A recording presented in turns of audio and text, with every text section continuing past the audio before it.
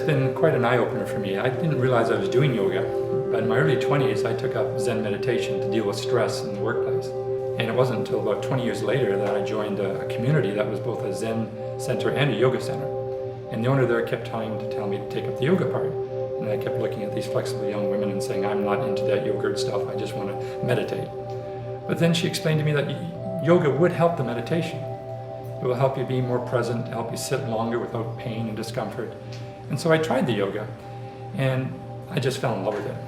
It really balanced my life. I was very yang-like, very type A personality, and the meditation helped me to a degree, but the yoga just added a whole other dimension.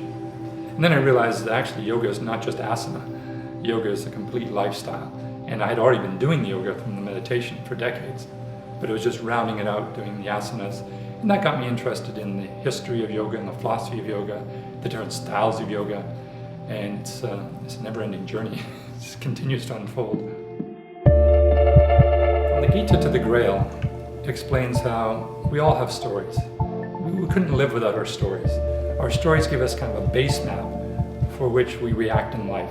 So that's the purpose of the book, is to first get you to understand what stories you're living your life by, and to see if the stories still work, and they might help us live the life that we intend. I like to think of yin yoga as the other half. Our culture in the West, we're so yang-like. We're always active, we're always doing things, we're always wanting to change things. And this manifests in many ways. Change happens through this yang attitude.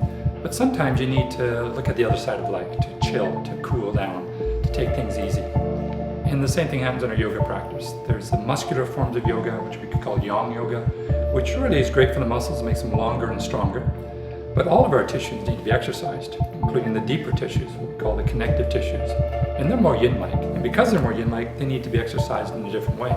The way to exercise muscles is rhythmic, repetitive movement. If you want to build strong biceps, you go to a gym and work out with curls. And that's great for the muscles, but that can actually be destabilizing for yin tissues. Yin, on the other hand, is long-held static stresses, where you put a stress into the tissues and you just let it soak in.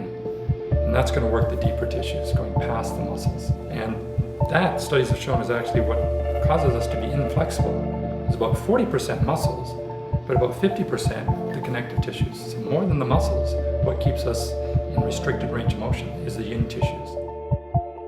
Coming up, we have a course called Meditation Revealed. And this is going to be both theory and praxis.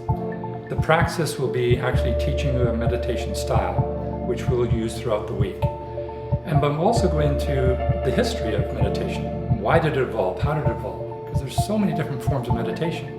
So we'll be looking at quite a range, just going way back in time, thousands of years, to see why certain styles of meditation evolved, right up to modern psychotherapies and how meditation's been used to help calm us down, to deal with certain ailments, physically as well as mentally.